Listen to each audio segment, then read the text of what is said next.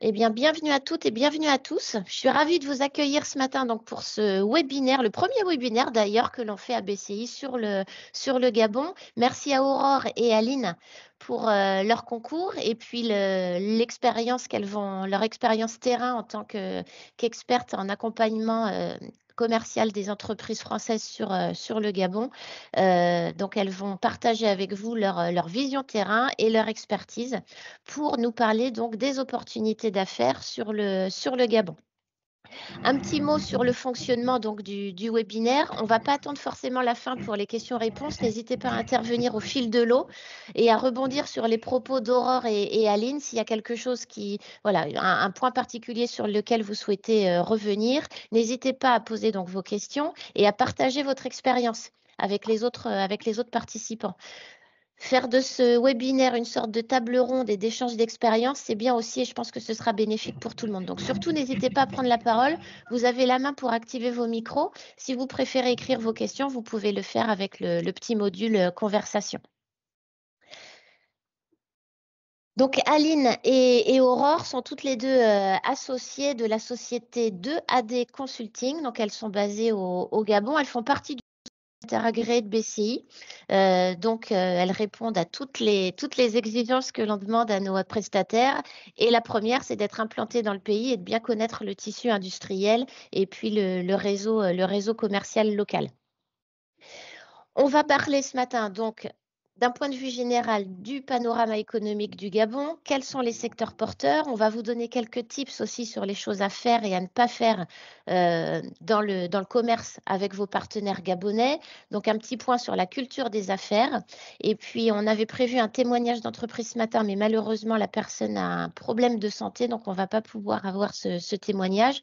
Donc, là encore, n'hésitez pas, vous, participants qui avaient déjà des flux d'affaires sur le Gabon, de partager votre expérience. Je ne vais pas m'attarder sur la présentation de BCI parce que la plupart d'entre vous, vous nous connaissez déjà. Vous savez qu'on est une association financée par le Conseil régional de Bretagne et la CCI Bretagne. On a plus de 1000 adhérents aujourd'hui et on vous accompagne, quel que soit votre secteur d'activité, quels que soient vos projets, donc partout à l'international, en nous aidant de prestataires agréés comme Aurore et Aline qui sont avec nous ce matin pour ce webinaire. Donc, vous aurez sur la présentation les différents services que l'on vous propose, tous les membres de l'équipe qui sont à votre écoute, déployés sur la Bretagne, et nos 5 chargés d'affaires sectoriels qui sont donc à votre écoute également. Je vais faire un petit point sur BCI Info. Donc, vous savez que cette ressource-là, c'est une mine d'or vraiment actualisée de veille marché, de veille technique et réglementaire, de synthèse marché que vous pouvez donc retrouver. Certaines sont en accès libre, mais d'autres sont en accès privilégié réservé aux adhérents de BCI. Donc, si vous n'êtes pas encore adhérent, je vous encourage vraiment à le devenir. La cotisation annuelle est vraiment, vraiment minime pour tous les services et puis les avantages que vous pouvez avoir en devenant adhérent, notamment, en devenant adhérent, vous avez accès à cette e-vitrine qu'on a mis en place il y a presque 2 ans maintenant. Il y a aujourd'hui plus de 400 entreprises bretonnes qui sont référencées sur cette plateforme. La cible de cette plateforme, ce sont les investisseurs et les acheteurs étrangers. Il y a beaucoup, beaucoup de contrats qui ont été générés entre acheteurs étrangers, donneurs d'ordre et des entreprises bretonnes. Si vous voulez plus de renseignements sur cette plateforme, comment on s'y inscrit, c'est gratuit, évidemment, lorsque vous êtes adhérent de BCI. N'hésitez pas à revenir vers moi et puis je vous donnerai des infos complémentaires. Je vous encourage vraiment à aller voir à quoi ça ressemble et à vous y enregistrer si vous êtes adhérent et si vous ne l'êtes pas, à devenir adhérent. Dernier petit focus que je vais faire, ce n'est pas une surprise, vous avez déjà reçu des mails pour vous inviter à y participer. C'est l'Open de l'International. La 12e édition se déroulera à Rennes le 1er lundi de juillet au couvent des Jacobins. L'inscription est gratuite, mais obligatoire en ligne. On a l'habitude de dire que l'Open de l'International, c'est l'occasion pour vous de faire le tour du monde en une journée. Vous avez l'opportunité de rencontrer beaucoup de nos prestataires agréés qui seront présents pour venir à votre rencontre à l'occasion de cette journée. Vous pouvez vous inscrire à des ateliers, des tables rondes, à des ateliers retour d'expérience. Vous avez un village de partenaires, une sorte de mini-salon où vous avez des stands de partenaires qui peuvent vous aider dans votre déploiement à l'international. Et puis surtout, l'opportunité de vous inscrire à des rendez-vous B2B, que ce soit avec d'autres entreprises ou avec nos prestataires agréés qui seront présents. Donc, inscrivez-vous si ce n'est pas déjà fait. Je vous encourage vraiment à venir à cette journée le 1er lundi de juillet. On va rentrer dans le vif du sujet maintenant. Je vais vous laisser la parole, mesdames. Merci à tous et à toutes pour votre attention.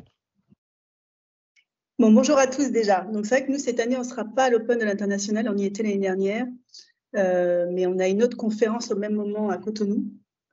Et voilà, on ne peut pas encore se couper en deux, donc on a dû faire un choix. Mais voilà, comme disait Karen, on sera bien sûr joignable le cas échéant, hein, en fonction de vos attentes et besoins.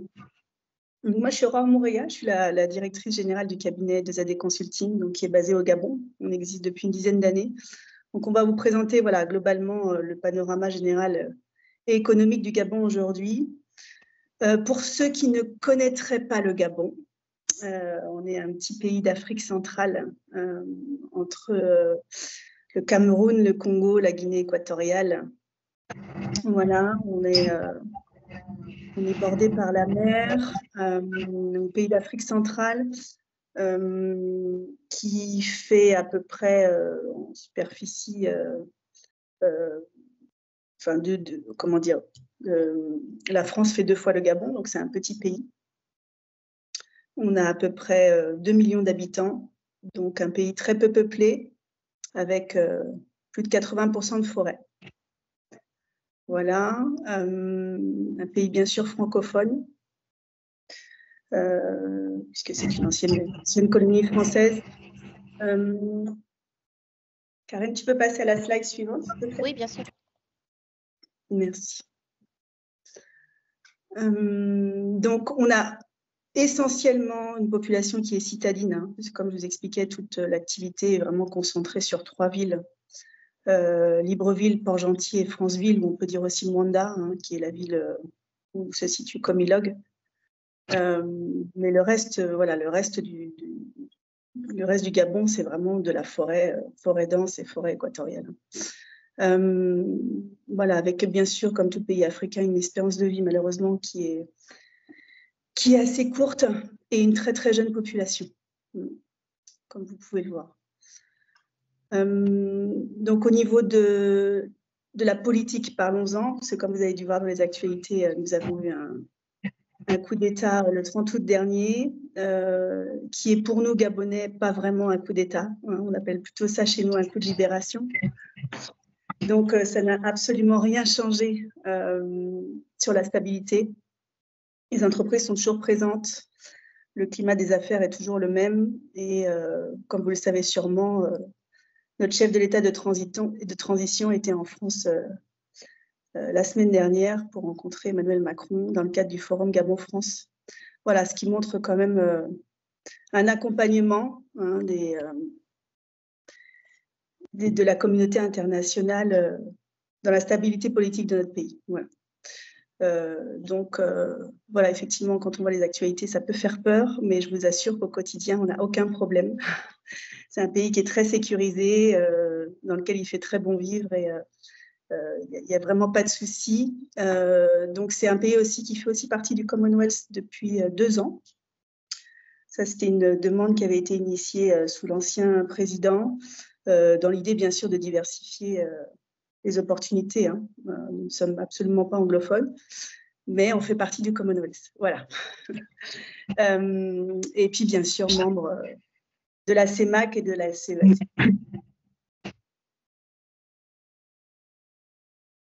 Alors, bonjour à tous. Excuse-moi, Valérie. Voilà, j'ai essayé de prendre le relais sur la partie économie, puisque c'est vraiment Madame Économie chez 2AD. J'essaye. Bonjour à tous, donc je suis Aline Kenney, je suis associée au sein de 2AD Consulting au Gabon.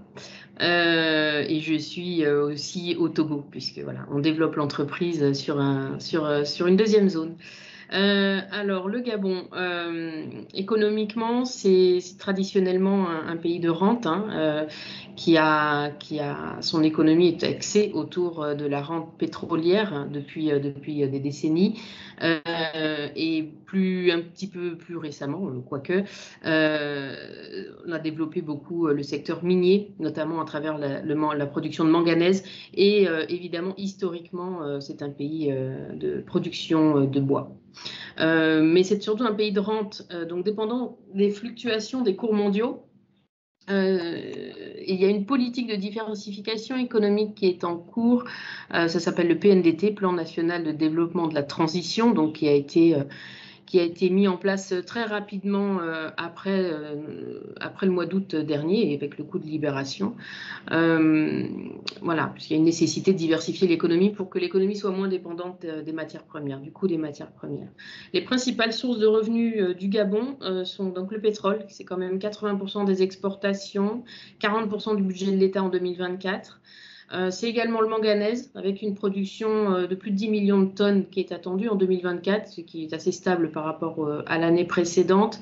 Ce qui fait du Gabon alors, le premier ou le deuxième producteur mondial de manganèse, qui est exploité à majorité par le groupe français Eramet. Et c'est également donc le bois. 4% du PIB, ce qui est assez peu, du produit intérieur brut, mais 60% des exportations hors pétrole, et le secteur du bois est également le premier employeur du pays au Gabon. Donc cette économie de rente a pour j'oserais dire corollaire d'importants défis sociaux à relever. Ce que s'attache à faire le plan national de développement de la transition. Et ces défis sociaux sont importants en matière d'éducation, de santé, principalement. Ce sont vraiment les enjeux aussi de la transition. Voilà. Je peux avancer. Alors, le Gabon, donc c'est un pays à revenu intermédiaire de la tranche supérieure dans la classification économique du FMI. C'est un pays qui a un PIB par habitant de 16 465 $, selon la Banque mondiale, hein, en 2022. C'est le 6e PIB par habitant en Afrique. Pour vous faire une ordre d'idée, la France, on est à peu près à 45 000 $ par an par habitant. Le Gabon est dans les classements mieux placé que la Serbie, par exemple, ou même l'Afrique du Sud. C'est le 6e PIB par habitant donc en Afrique, ce qui s'explique aussi par sa petite population, à peu près comme l'a dit Aurore, à peu près 2 millions d'habitants. La croissance du PIB est prévue à peu près plus... Oui, allez-y. Excusez-moi, le PIB par habitant, il est réparti de façon homogène ou tête dans le four, pied dans le bac à glace, la température moyenne est confortable. Enfin, ce que je veux dire par là, c'est que en général, sur certains pays, particulièrement l'Afrique du Sud, on a des disparités de revenus qui sont extrêmement élevées. Est-ce que c'est le cas aussi au Gabon? Oui, c'est le cas également au Gabon, d'où les nombreux défis sociaux en fait, dont je faisais état juste avant. Il y a une répartition, alors oui, inégale, il y a une répartition en tout cas qui peut être...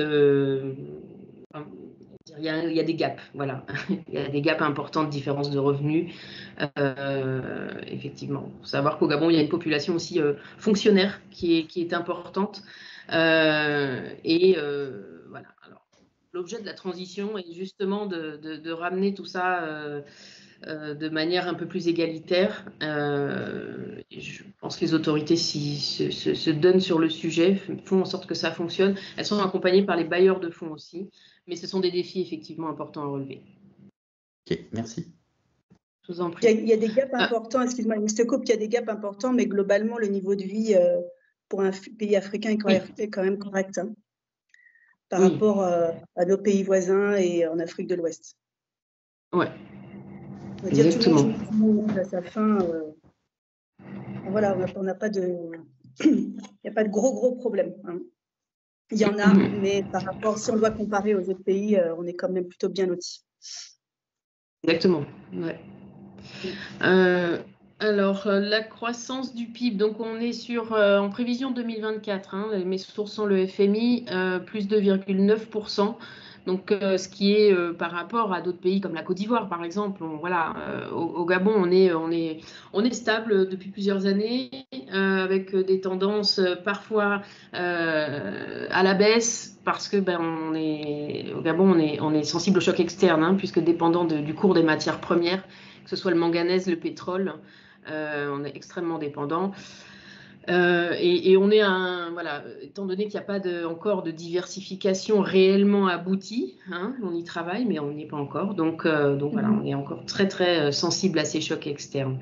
On est sur une inflation à plus de 2,1%. Bon, là, le FMI nous a sorti des nouveaux chiffres il y a 2 jours. Hein.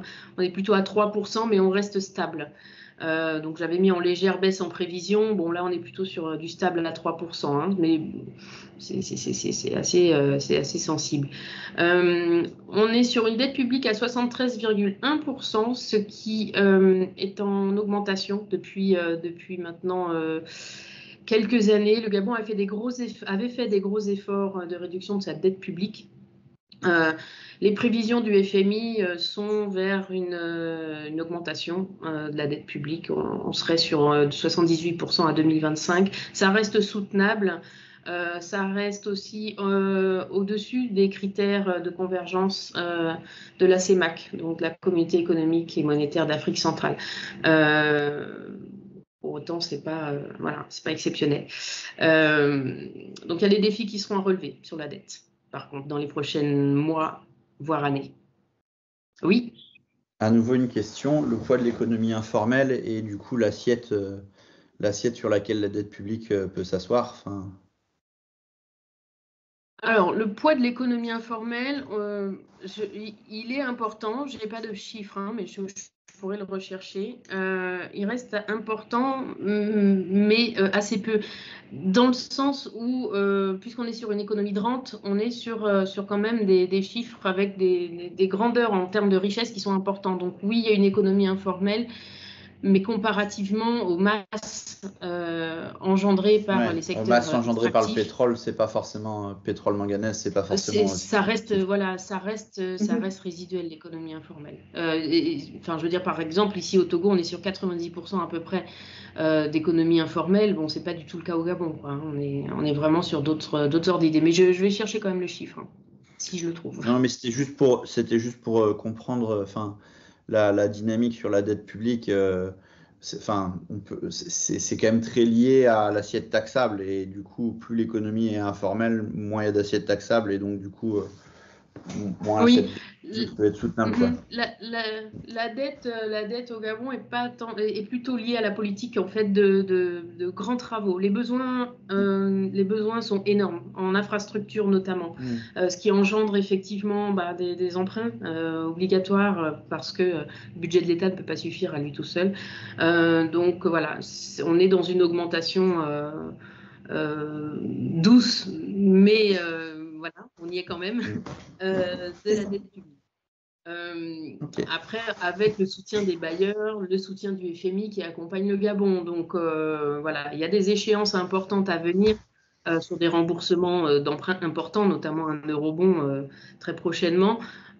Je pense que voilà, on attend de voir, mais le Gabon devrait passer le cap sans trop de difficultés. Je ne veux pas trop m'avancer quand même sur le sujet de la dette. Ouais. Voilà, donc on voit la répartition du PIB, hein, c'est l'industrie, donc c'est beaucoup l'extractif, mais pas que, parce qu'il y a quand même un développement industriel au Gabon qui est en cours. L'industrie, les services également qui sont développés, et l'agriculture qui ne représente que 5% du PIB, ce qui est très peu. Alors, j'avais fait un bref sur le commerce extérieur pour que vous ayez un aperçu. Les principaux fournisseurs du Gabon, le premier fournisseur du Gabon, c'est la France. On est entre 22 et 25% de part de marché pour la France. C'est historique, hein. La France a toujours eu cette position. On était, il y a 15 ans, même à 40% de part de marché pour le Gabon. Suivi de la Belgique, la Chine, qui a une part évidemment grandissante en fourniture au Gabon, et divers sont beaucoup les pays africains, mais pas que. Les principaux produits d'importation, ce sont des biens d'équipement, biens intermédiaires, produits alimentaires, biens de consommation. Donc on est vraiment D'une année sur l'autre, les produits alimentaires passent devant. Voilà, on est sur une économie d'importation de produits finis et d'exportation de matières premières.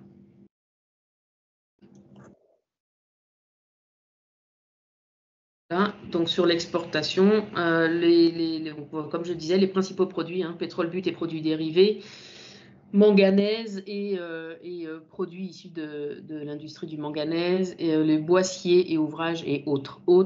C'est réparti entre de la réexportation parfois, un petit peu de poissons, voilà, mais c'est résiduel.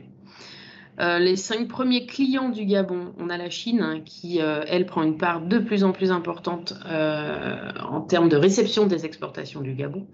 La Chine, l'Inde, l'Italie, l'Indonésie, Gibraltar, bon, ça c'était en 2023, sont les chiffres 2023, c'est les chiffres qui sont issus de la douane gabonaise pour ceux-ci. Donc ça c'est 2022, voilà. La France arrive juste après en termes de clientèle du Gabon. Le premier partenaire commercial du Gabon, c'est la Chine, puisque ces importations en provenance du Gabon sont très importantes. Mais comme l'avez vu, j'étais moi aussi au Forum économique Gabon-France, donc voilà, il y a le Gabon cherche à renouveler son partenariat économique avec la France, et je pense que ce forum était voilà, une belle démonstration. Et je pense qu'il y a côté français également une volonté de faire les choses bien, sachant qu'il n'y a jamais eu de rupture, malgré le coup d'État, ça s'appelle quand même comme ça. Voilà. Donc on va brièvement, on a essayé de développer un peu les secteurs qu'on estimait porteurs, mais il en manque, parce qu'on ne peut pas tout traiter. Il manque le numérique notamment.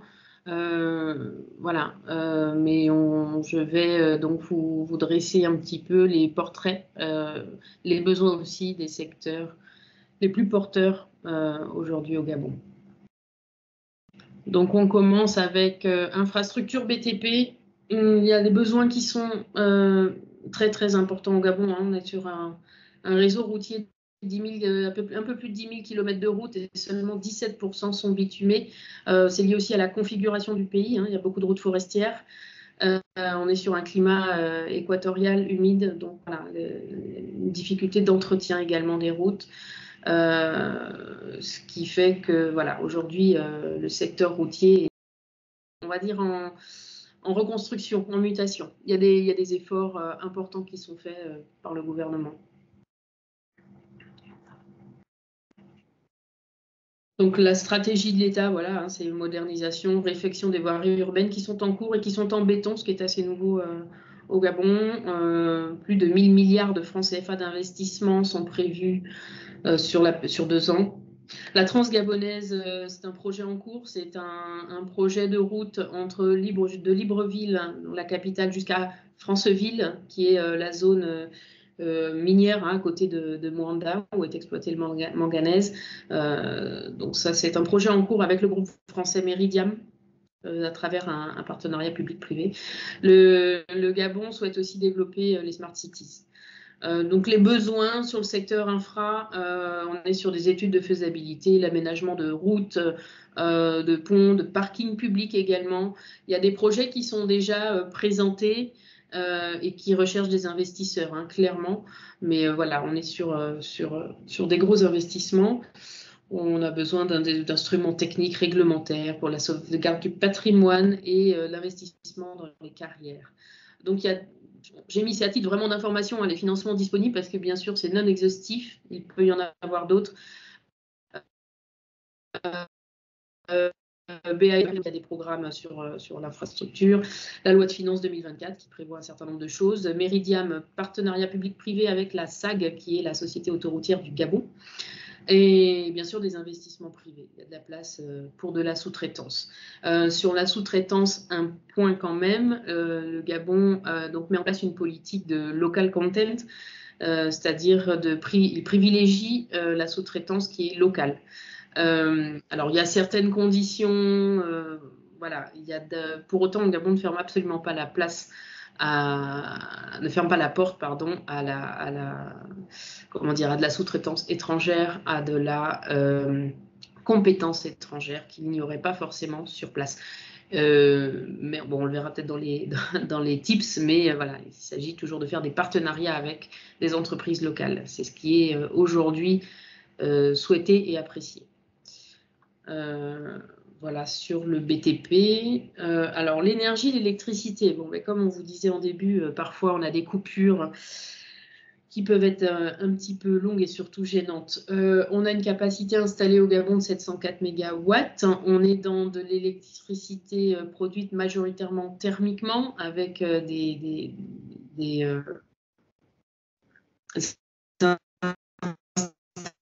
installations avec du gaz ou du pétrole. 46% d'hydraulique. Et le hydroélectrique au Gabon est assez exceptionnel puisque voilà, un réseau hydrologique qui est très très important.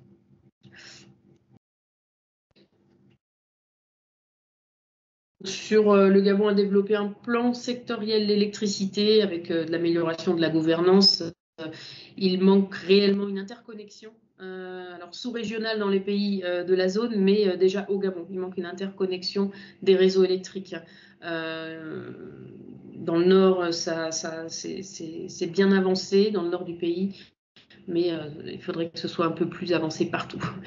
Le potentiel donc hydroélectrique, comme je disais, est important. L'État a déjà répertorié une 60aine de sites. Il y en a seulement 7 qui sont en exploitation. Actuellement, on est sur de la construction de 2 barrages hydroélectriques. Là encore, c'est un partenariat public-privé avec le français Meridiam. Il y a également un projet de centrale solaire qui est à Ayémé-Plaine, qui est en cours de développement. Les besoins s'articulent vraiment autour donc, de la construction de lignes d'interconnexion, comme je le disais. Le PEAC, c'est le pool énergétique d'Afrique centrale. Hein. C'est un projet de la CEEAC, Communauté économique des États d'Afrique centrale. Il y a un besoin en projets énergie solaire qui sont sollicités par l'État. Oui, il y a une question. Je ne vous entends pas, il faudrait mettre le micro. Vous devez activer votre micro. Ouais. Oui, pardon. Le nom de Meridiam revient, ça fait déjà la 2e fois, à la fois pour la réalisation de routes et les projets d'infrastructures en électricité. Il me semble que Meridiam, c'est une société qui étudie, conçoit, fait les projets, mais ne les réalise pas. Donc, qui sont les intervenants ensuite dans la réalisation de ces projets? Est-ce que c'est Meridiam qui fait les appels d'offres et attribue les projets, ou est-ce que ce sont les ministères concernés ou les directions générales concernées qui attribuent les projets? Et ces projets sont-ils déjà lancés? Et auprès de quelle entreprise? Sont-ce des entreprises françaises ou sont-ce des sous-traitants chinois ou turcs ou marocains notamment, qui semblent assez bien implantés aussi au Gabon? Alors, comme on est dans un partenariat public, les appels d'offres sont lancés dans un pool entre Meridiam et l'État gabonais. Donc, ils décident à 2. L'État, donc, par exemple, sur les barrages, c'est Sinohydro, qui est chinois, qui est le constructeur.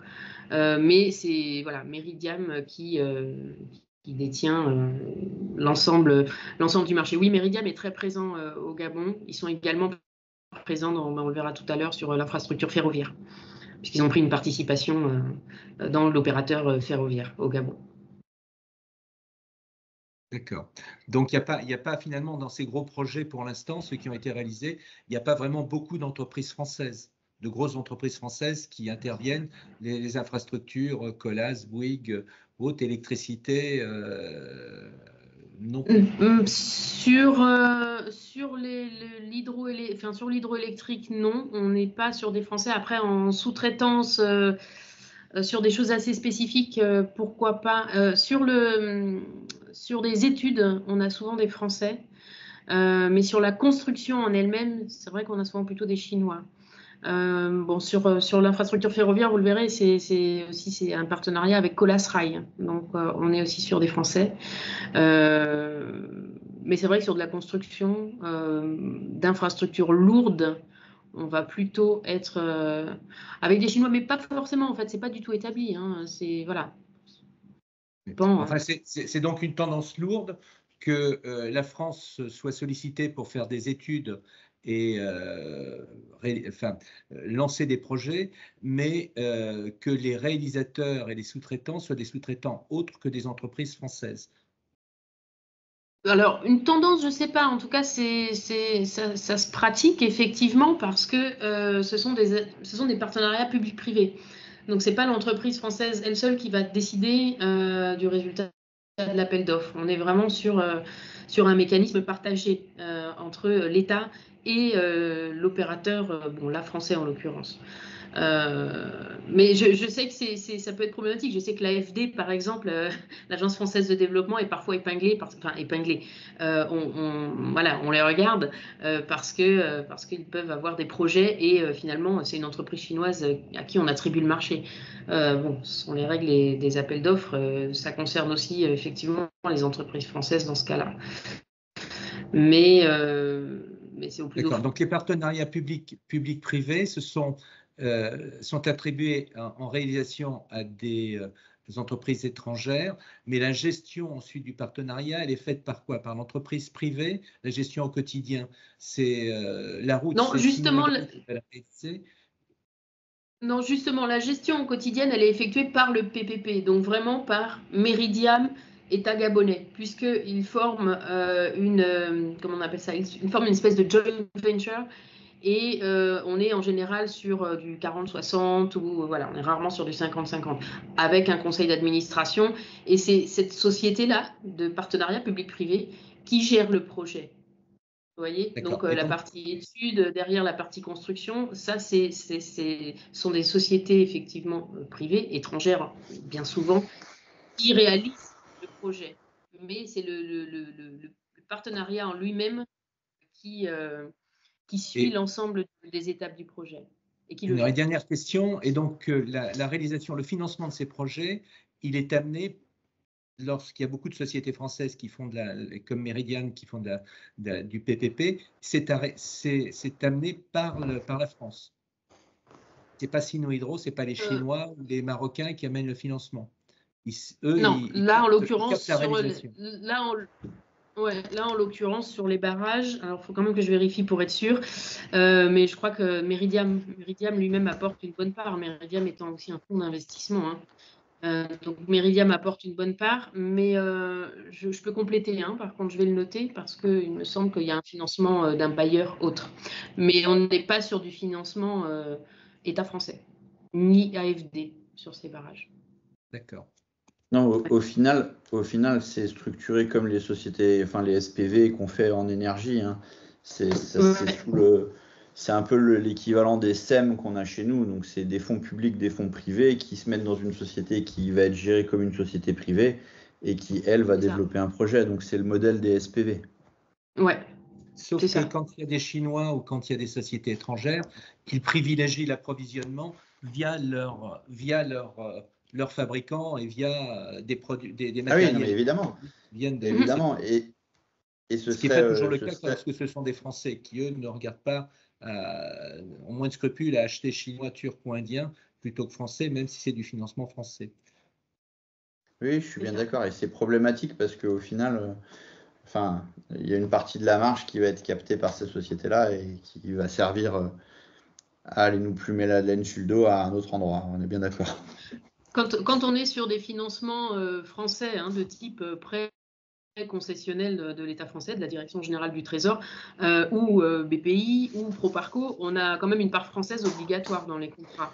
Oui, mais au final, Meridiam, au final, il déploie des fonds qui appartiennent à la BCE, à la BPI, à la Caisse des dépôts et consignations, etc. Donc, Meridiam, c'est un gros fonds infra, et il y a une partie des fonds qu'il déploie qui sont des fonds français. Donc, il pourrait y avoir un semblant de volonté de favoriser des entreprises françaises, ce qui semble pas peu être le cas, parce qu'au final, une fois que le PPP il est créé, la SPV elle est créée, l'objectif c'est dans cette unité-là d'avoir la meilleure rentabilité possible. Si ça implique d'aller chercher des Turcs ou des Chinois, ce sera le cas.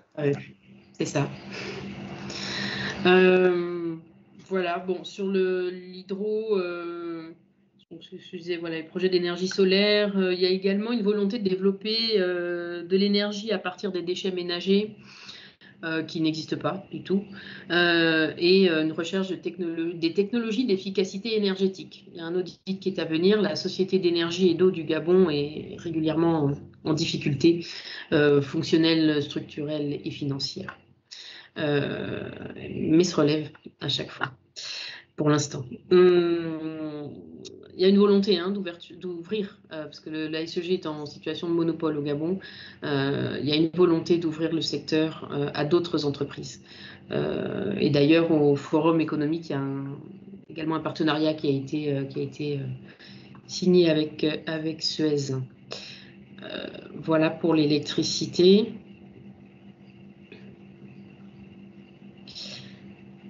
Alors, pour l'eau, on est donc voilà, sur un potentiel hydrographique également dense, vétusté des réseaux de distribution d'eau et une saturation, parce que la ville, notamment à Libreville, a énormément évolué en quelques décennies. Ces 300 000 mètres cubes d'eau qui sont estimés en besoin à Libreville par jour, qui ne sont pas tout à fait satisfaits pour l'instant. Donc là encore, on a un plan sectoriel sur la gouvernance, qui concerne la gouvernance. Il y a un financement Banque africaine de développement pour le PIEPAL, je ne sais plus ce que ça veut dire, Programme intégré d'alimentation en eau potable et assainissement du Grand Libreville. Il s'agit de refaire les conduites. Là encore, on est sur Sino-Hydro, donc les Chinois. Donc voilà. Alors, l'État a déjà identifié un certain nombre de besoins, aménagement d'infrastructures de production en eau potable. Il y a un besoin en production également d'hydraulique villageoise. Alors, il y a des points de station déjà qui existent, mais il y a beaucoup de maintenance à effectuer. Voilà, on est sur construction de 3 stations de bout de vidange à Libreville, analyse de la qualité de l'eau. En tout cas, les besoins sont assez importants dans le secteur et très, très spécifiques. L'État a déjà fait un certain nombre d'études pour les systèmes d'approvisionnement en eau potable dans les villages, mais il s'agit vraiment de développer en fait ce secteur. Il y a eu pendant des années, voilà, un gap entre la volonté de l'État et la réalisation concrète. Donc aujourd'hui, les besoins sont importants. Au secteur ferroviaire, donc il y a une seule ligne de voie ferrée au Gabon qui fait 648 km qui relie le port d'Ovendo à côté de Libreville jusqu'à Franceville, bassin minier, on va dire, en exploitation du Gabon. 10 millions de tonnes de manganèse sont transportées par année et 581 000 tonnes de marchandises. 300 000 passagers par an. Le Transgabonais a été construit il y a maintenant un certain nombre d'années, c'était dans les années 70, fin des années 70. Et il y a un projet de réhabilitation des voies qui est en cours depuis plusieurs années, en partie financé par l'AFD et sa filiale Proparco, en partie. Voilà, donc l'actualité secteur, c'est la poursuite de ce plan. Là encore, au Forum économique Gabon-France, une convention a été signée pour continuer cette augmentation de capacité et de réhabilitation de la voie ferrée d'ici 2032. Il y a des projets de création de nouvelles lignes. C'est en lien avec l'exploitation du fer de Belinga qui a débuté en juillet 2023 et qui est située, elle, au nord du pays. Et actuellement, l'évacuation du minerai s'effectue par route, ce qui est extrêmement compliqué. Donc, il y a des appels à projets importants pour lignes de chemin de fer et également un port en eau profonde, pour l'évacuation de ce minerai en particulier. Les besoins, ce sont renouvellement de rails, traverse en bois, création de nouvelles voies, bien sûr, donc avec l'ingénierie notamment qui va avec, les équipements de signalisation. Sur la CETRAG, c'est la société, c'est la filiale, CETRAG est une filiale du groupe Eramet Comilog, donc Comilog, l'opérateur, la filiale d'Eramet au Gabon. CETRAG est une filiale pour le transport donc du minerai. Il y a un important appel d'offres à venir donc avec la CETRAG sur la régénération des voies via un consortium français dont fait partie Colas Rail. Le financement du secteur est assuré, enfin du secteur de la CETRAC est assuré donc par l'AFD, Proparco, SFI, Société financière internationale, qui est une filiale de la Banque mondiale. Voilà sur le ferroviaire. Transport maritime et fluvial, donc il y a déjà une infrastructure existante, le potentiel est important. Le port d'Ovendo s'est développé ces dernières années. Peut-être passer. Donc, les développements pour autant sont limités par rapport aux besoins du Gabon. Il y a un besoin en transport fluvial notamment. Il y a des fleuves importants au Gabon qui sont pas beaucoup exploités, qui pourraient l'être. L'investissement prévu d'AGL est de 20 milliards de francs CFA pour la modernisation des infrastructures. Donc on est sur voilà, des grandeurs assez importantes, mais bon, sur le type d'infrastructure, c'est ce qu'il faut à minima. Les besoins, il y a un besoin en chantier naval, des solutions d'accastillage, construction de gares, création de compagnies de transport fluvial. Ce qui est intéressant sur les transports et la logistique, hein, c'est que on a une demande privée qui est solvable. Il s'agit des sociétés du secteur extractif. Donc là, on est avec des financements privés, possibles en tout cas.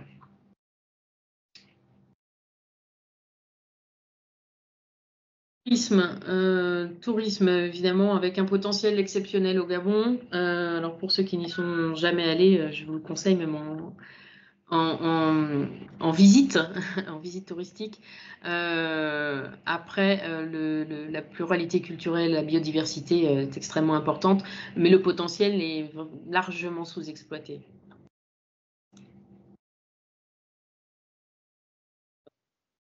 Là, s'oriente vers un développement donc plutôt de l'écotourisme, tourisme d'affaires et événementiel. Il y a un partenariat en cours avec le groupe Casada, qui a repris la marque du groupe Accor, pour la baie des Rois. La baie des Rois, qui est une île artificielle devant Libreville, hein, et qui est en cours de développement.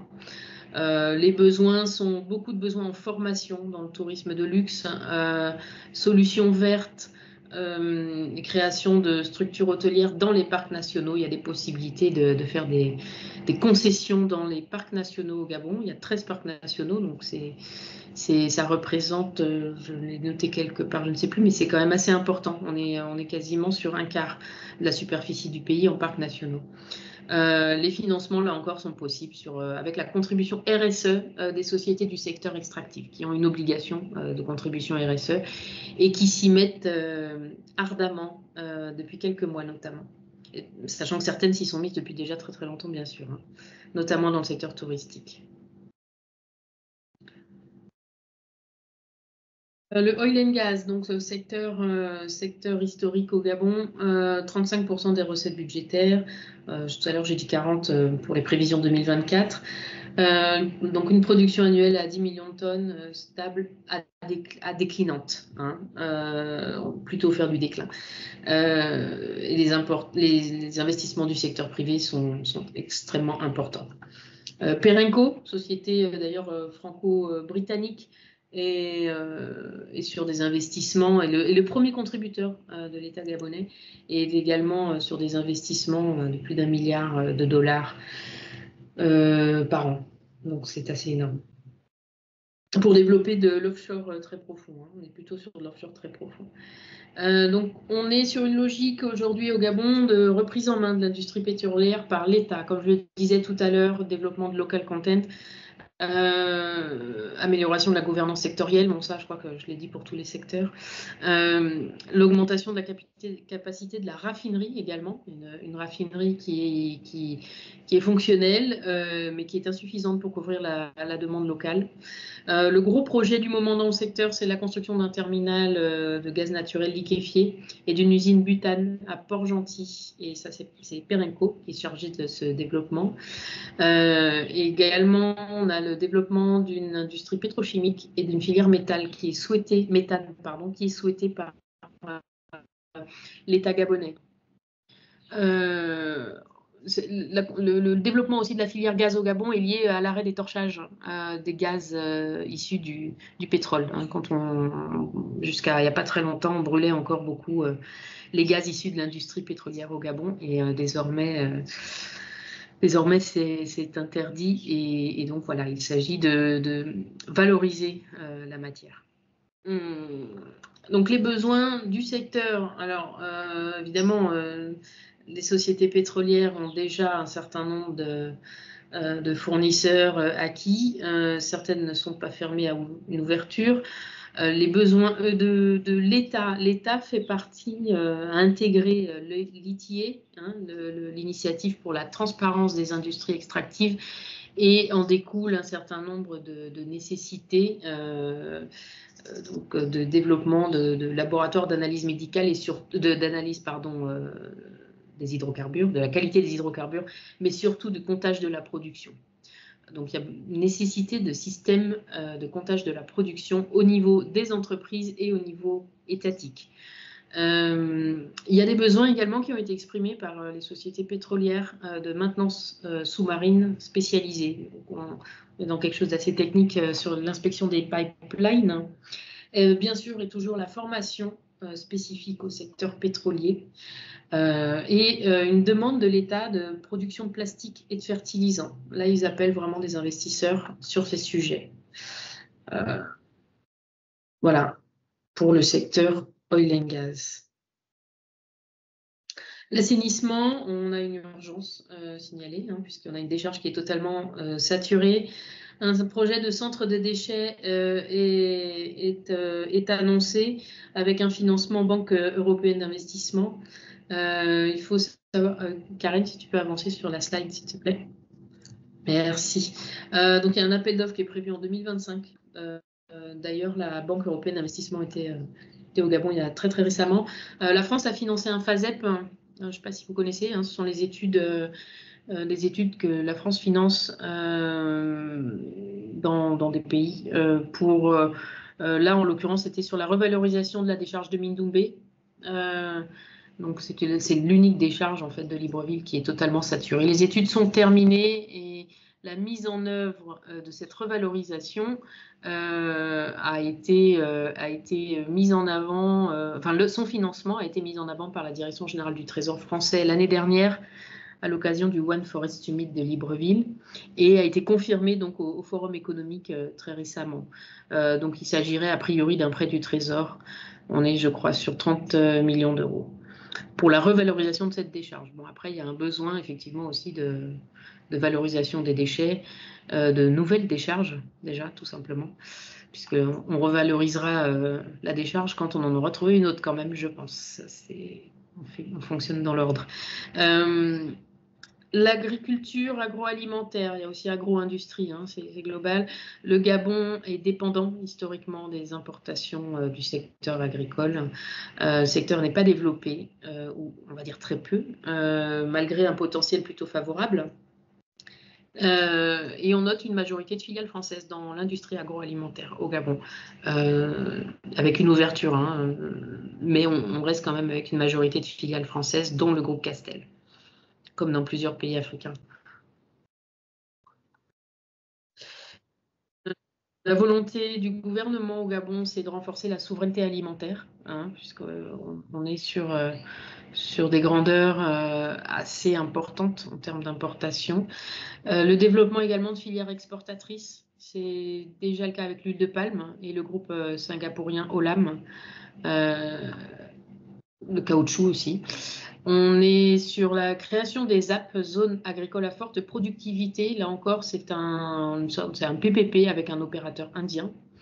Et l'État gabonais vient de créer la SAEG, qui est la Société d'agriculture et d'élevage du Gabon. Sachant qu'il y avait déjà une société qui existait et qui a été totalement mise en difficulté. On va dire qu'il y a des difficultés de gouvernance sectorielle qui ont été importantes. Les besoins sont importants et sont émis assez clairement par l'État gabonais en semences certifiées, en renforcement de capacité du personnel, en nutrition animale, en mécanisation diverse et développement de solutions logistiques. En en raison des infrastructures au Gabon, de l'état des infrastructures, notamment routières au Gabon. Il y a un véritable souci avec les productions agricoles. Ça fait partie des raisons pour lesquelles ce secteur aussi a toujours été un peu en berne au Gabon, malgré des projets qui ont vu le jour, dont certains financés par l'AFD. Les outils de financement peuvent être français, BPI, Proparco sur les plus gros projets, les PPP, pardon, et bien sûr toujours la RSE des entreprises du secteur extractif, puisqu'elles se lancent dans certains projets.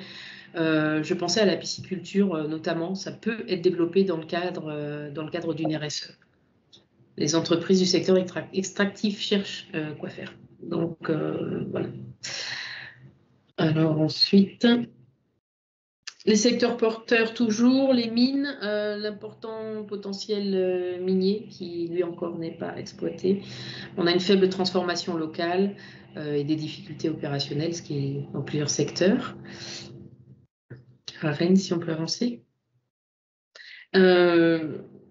Voilà, donc l'État gabonais cherche bien sûr à améliorer sa gouvernance, à valoriser son potentiel minier. Plusieurs projets sont en cours, notamment pour des minerais critiques.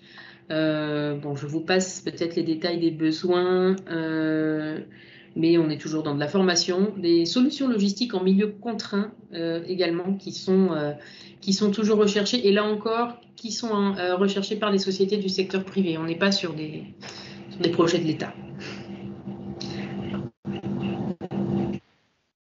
Forêt-bois, donc un secteur lui aussi très historique, premier employeur du pays. L'État gabonais oblige à une transformation locale, donc développe une industrie du secteur du bois depuis déjà longtemps, a développé une zone d'ailleurs industrielle à Hancock, pas loin de Libreville, qui a été montée par GESES, mais à l'époque c'était encore une forme de PPP avec le groupe singapourien Olam.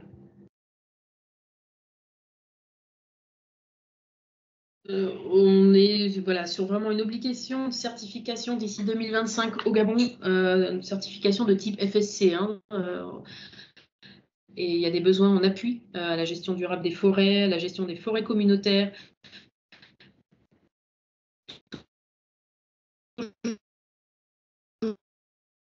De la formation et de solutions logistiques en train. On t'a perdu, Aline, pendant un moment. Est-ce que tu peux reprendre ta phrase? On t'a perdu pendant un moment. On a le groupe Rougier, mais pas que. D'accord, pardon. Donc, dans le secteur de la forêt, on est une obligation de forêt, y compris pour des sociétés chinoises qui, a priori, ont du mal avec cette certification. De la formation toujours, et bien sûr des solutions de logistique en milieu contraint, avec là encore des financements possibles via des sociétés forestières, y compris françaises, qui sont sur place.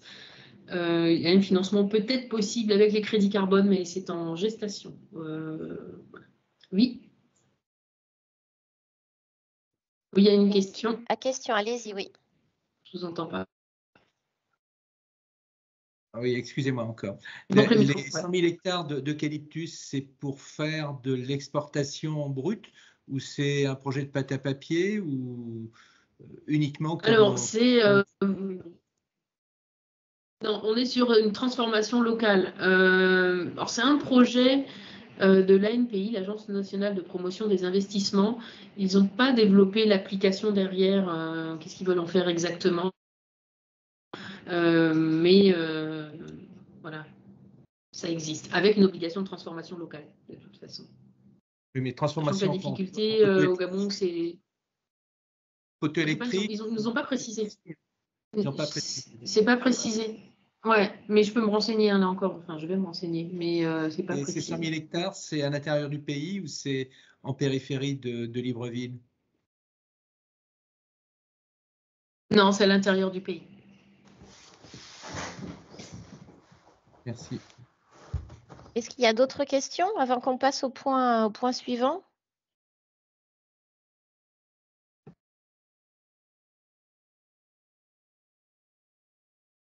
Alors, on continue. Alors, les tips, oui, je crois qu'il y a une question. Lenka, oui, allez-y. Bonjour.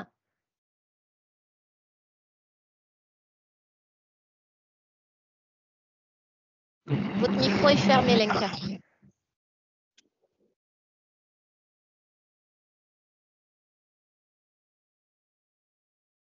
Votre micro est désactivé.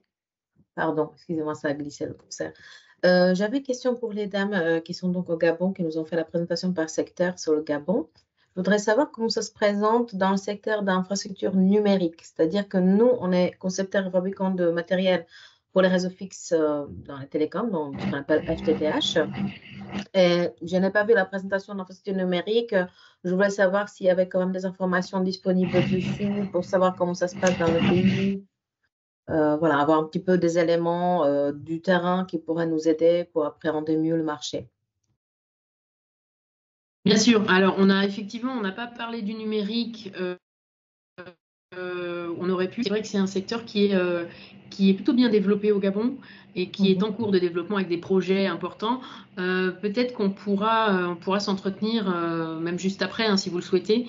Très brièvement comme ça, oui, il y a des projets de data center, il y a des financements beaucoup Banque mondiale qui accompagnent le secteur. Il y a des interconnexions qui sont nécessaires. Il y a un réseau de fibre optique au Gabon qui est plutôt étendu et qui l'a été rapidement dès le début du développement de la fibre. Voilà. Mais on peut en parler après si vous voulez plus spécifiquement. Il n'y a pas de souci. Oui, si vous voulez, on peut organiser une visio, Lenka. D'accord, oui, je reprendrai contact avec vous parce que je ne peux pas tout de suite après cette réunion. Envoyez-moi vos questions par mail, les points que vous souhaitez aborder, comme ça laissera le temps, c'est parfait, à Aurore et Aline d'avoir les infos pertinentes pour répondre à vos interrogations. Et puis, on organise une visio très rapidement dans les prochains jours. Super, merci beaucoup. Merci. Merci pour la question. Alors, donc, sur les tips, nos recommandations,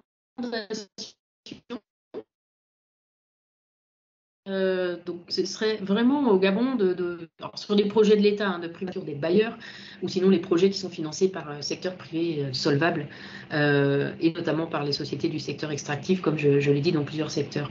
En cas d'investissement, les partenariats publics-privés sont recommandés. L'État gabonais souhaite aujourd'hui être intégré dans les projets via des formats PPP, joint venture, avec, alors c'est pas l'État lui-même directement, hein, c'est via des filiales qu'il a créées, dont celle du Fonds gabonais d'investissement stratégique, qui a un certain nombre de participations sectorisées dans des entreprises sous format PPP.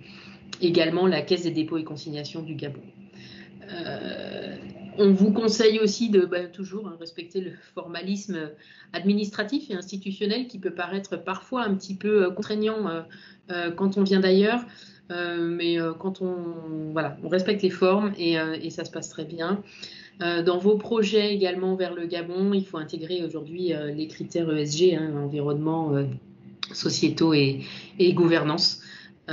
Qui sont fortement appréciés par l'État gabonais, par le gouvernement, et également par vos partenaires locaux qui peuvent l'être. Aline, il y a une question. Ouais. Le micro, s'il vous plaît.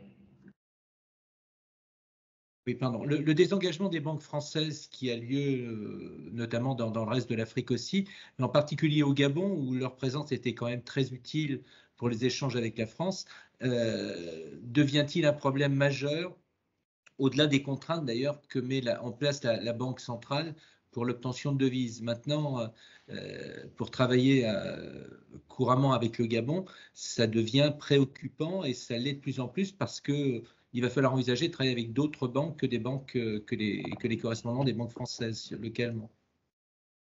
Oui, la BNP donc, a quitté le Gabon il y a déjà maintenant plusieurs années. Le Crédit Agricole aussi, qui avait sa filiale au Gabon, ça fait bien, ça fait 12 ans. Pour sur le bancaire fonctionne, la difficulté est liée effectivement à la législation mise en place par la Banque des États d'Afrique centrale.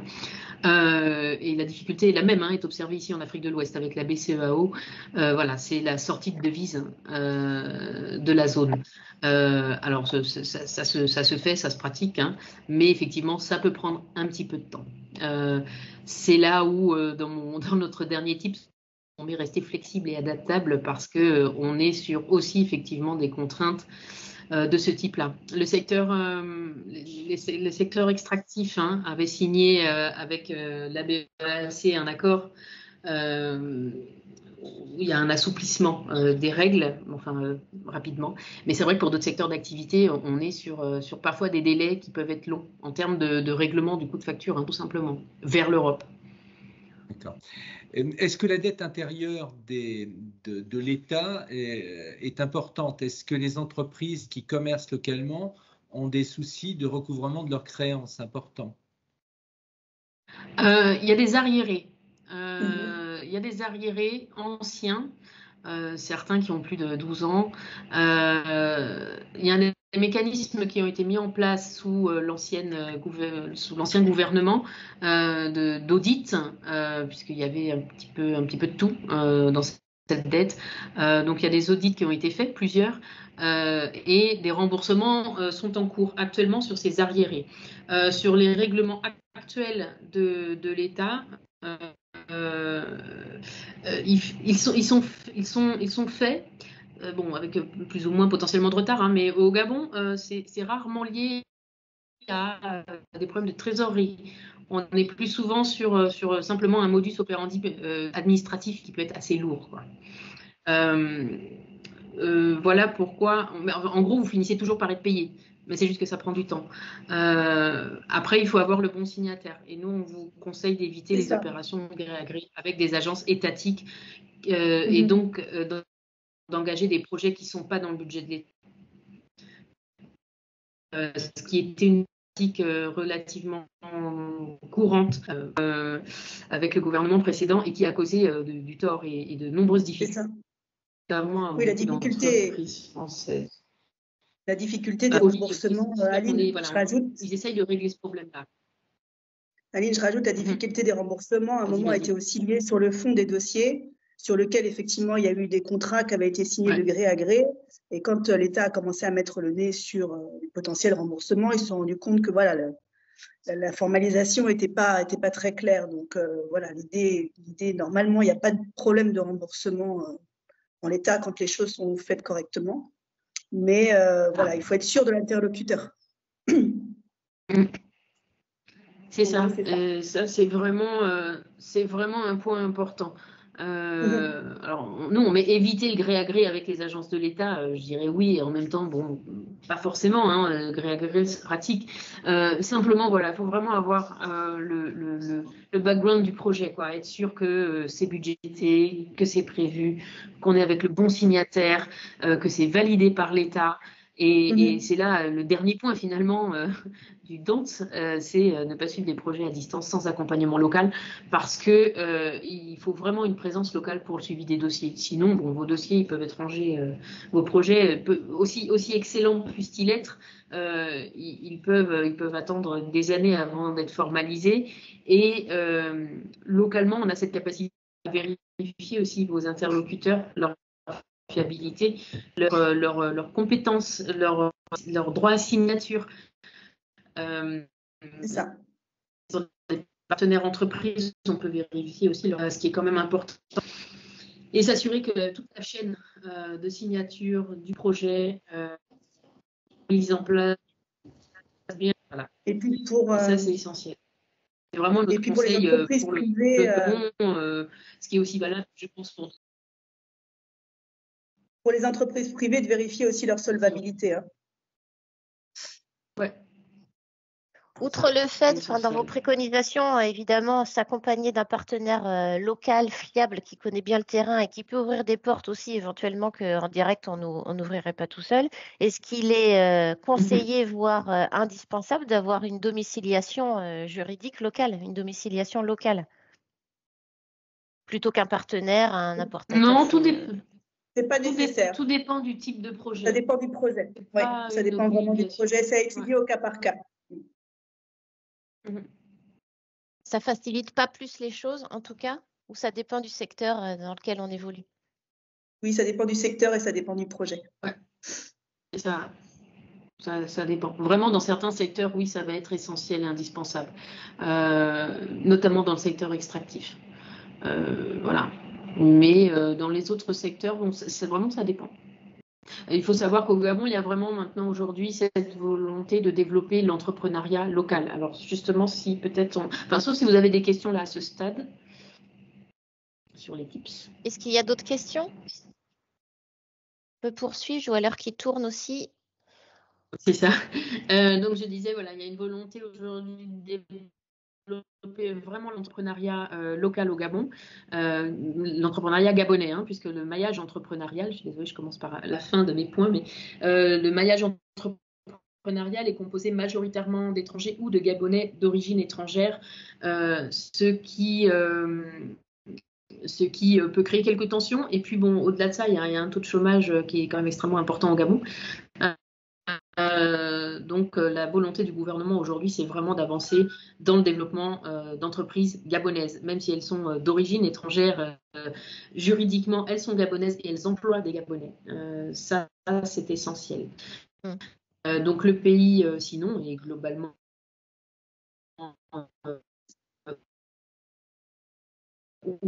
ouvert, beaucoup de décideurs. Voilà, c'est un pays qui reste aujourd'hui très ouvert, qui n'a rien contre la France. On l'a vu avec le Forum économique quand même, et ça c'est important de le dire parce qu'effectivement on peut être un peu tenté en Afrique, on se dit voilà, Afrique coup d'État et France dehors, alors qu'au Gabon on n'est pas du tout sur cette logique-là, bien au contraire. Les entreprises françaises sont appréciées, demandées par les dirigeants, notre savoir-faire est reconnu, nos compétences, donc voilà, c'est qui est très ouvert et dans lequel la puissance publique est importante. Voilà, un exécutif fort et centralisé. Dans les affaires, c'est important de le savoir, je pense. On dit toujours que dans les pays d'Afrique, les gens ont 2 voire 3 téléphones portables avec eux. Ils sont beaucoup plus réceptifs que nous, Européens, sur les portables. Quel conseil vous donneriez pour communiquer le plus facilement possible avec des partenaires? Donc, le WhatsApp ou les mobiles plutôt que les mails? Outre le fait qu'évidemment, ce soit indispensable de se rendre sur place et puis d'aller sur site. C'est ce que j'allais dire, Karen. En fait, la manière dont on fait les affaires chez nous au Gabon se fait encore un peu à l'ancienne, à la poignée de main. C'est-à-dire qu'il faut d'abord établir la confiance avec votre interlocuteur. Donc, c'est quand même important, si vous pouvez le faire, de vous déplacer. Nous, c'est vrai que c'est aussi notre rôle de pouvoir vous faire rencontrer les nouveaux interlocuteurs. Mailing, c'est vrai qu'on a un taux de réponse qui est quasi nul. Téléphone, c'est possible, mais encore une fois, à partir du moment où vous connaissez déjà l'interlocuteur. Hein, c'est vraiment quelque chose d'important. Vous avez une question? Oui, se déplacer au Gabon, ça coûte très cher par rapport à d'autres pays d'Afrique francophone. Et je n'y suis pas allé depuis quelque temps, mais le souvenir que j'ai, c'est que c'était difficile de trouver un hôtel correct qui soit à un prix abordable. Est-ce qu'il y a de nouvelles infrastructures hôtelières avec des prix abordables ou est-ce qu'on est toujours, on passe toujours enfin, Pont de Chambaud n'existe plus, mais d'un 4 étoiles à 60 000 non, ça reste, enfin 160 000 francs CFA à 20 000 francs ça reste CFA. Une destination. Non, ça reste une destination chère hein, en termes de coûts transport et puis en termes de coûts effectivement sur place l'infrastructure hôtelière. Il n'y a malheureusement pas d'amélioration dans ce sens. Maintenant, comme je vous disais, il est quand même préférable. Après, voilà, on peut créer, ça nous est arrivé, nous deux AD, de pouvoir créer du relationnel par Teams ou par vidéoconférence, mais l'idéal reste quand même par rapport à la manière de fonctionner sur un test. Hein, bien sûr, par contre, l'idée, c'est de se déplacer en étant en étant sûr qu'il puisse y avoir du potentiel pour que vous puissiez rentabiliser votre voyage, bien sûr. Une dernière question. Voilà. La distribution, moi je fais de la distribution de fournitures industrielles, de quincaillerie, de matériel. Elle était assez concentrée dans les mains de quelques sociétés françaises locales. Il y a la société aussi Secagadis, là, para-étatique. On a l'impression d'un vieillissement du réseau de distribution et je ne vois pas de relais à ce réseau-là. Une espèce de sclérose. J'en continue à faire la même chose, mais sans plus prendre de risques, s'engager. Non, il y a un vrai dynamisme sur le secteur, mais c'est un secteur qui a été repris en partie par la communauté libanaise. Il y a également un groupe ivoirien qui a repris aussi une partie du secteur, mais il y a une vraie dynamisation. Après, la France a toujours sa place. Mais c'est vrai que ce n'est pas du tout au déclin, bien au contraire. Merci Richard pour votre question. Merci. On poursuit, on arrive à la fin de ce webinaire. Est-ce qu'il y a d'autres questions sur des points qu'on a évoqués ou pas? C'est le moment, il reste quelques minutes. Si vous avez des questions, c'est maintenant. Si vous préférez parler en dehors de ce webinaire, encore une fois, envoyez-moi un mail et puis on organisera facilement dans les prochains jours, selon vos disponibilités, une visio avec Aline et Aurore. N'hésitez pas. Donc, on est présent au Gabon. Ça fait plus de 10 ans déjà. Moi, j'y vis. Donc, s'il y a des questions, des besoins, vous pouvez passer bien sûr au départ par Karen. On peut aller plus en profondeur dans la présentation. On a essayé de vous faire une présentation un peu générale. C'est vrai que c'était condensé.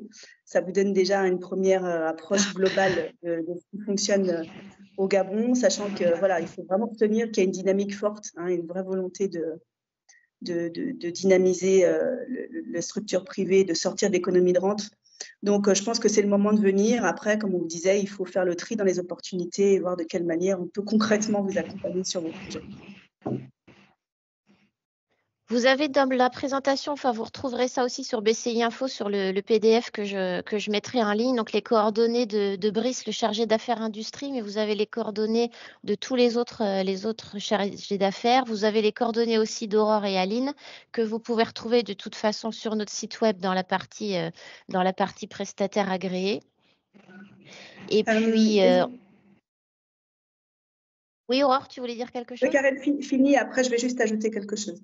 Vas-y, je t'en prie. Non, juste rappeler qu'on est à votre entière disposition, donc n'hésitez pas, et ce sera avec plaisir qu'on vous accompagnera dans vos projets. Pour rebondir un peu sur la question des coûts du voyage, etc., il faut savoir que pour certaines sociétés, là effectivement on parle du Gabon, mais pour certaines sociétés, on peut vous organiser des missions conjointes avec les pays voisins, d'accord? Ce qui se fait, on travaille également avec Business France et en général, c'est ce qu'ils font. Ce qui fait que ça permet dans vos déplacements de pouvoir non seulement couvrir le Gabon, mais pourquoi pas le Cameroun et le Congo. Optimiser le voyage, exactement. Et optimiser le voyage, donc c'est tout à fait possible, sachez-le. On a nos partenaires, on a des partenaires, alors je ne sais pas dans le cadre de BCI, mais nous en tant que 2AD, on a aussi des partenaires dans les pays à côté. Parfait, merci beaucoup. S'il n'y a pas de questions, je vous propose d'arrêter là ce webinaire. Encore une fois, on est à votre entière disposition. Je vous remercie beaucoup pour votre fort taux de présence et votre intérêt pour le Gabon. Merci pour vos questions et puis l'interactivité qu'il y a eu ce matin pendant cet échange. Je vous souhaite une belle fin de journée à toutes et à tous. On reste à votre écoute, donc n'hésitez pas. À très bientôt pour de prochains webinaires à BCI et on se donne rendez-vous le 1er juillet pour l'Open de l'International. À très bientôt. Merci bonne journée à toutes et à tous. Merci Karen. Merci beaucoup. Bonne journée à tous. Merci Karen. Bonne journée à tous.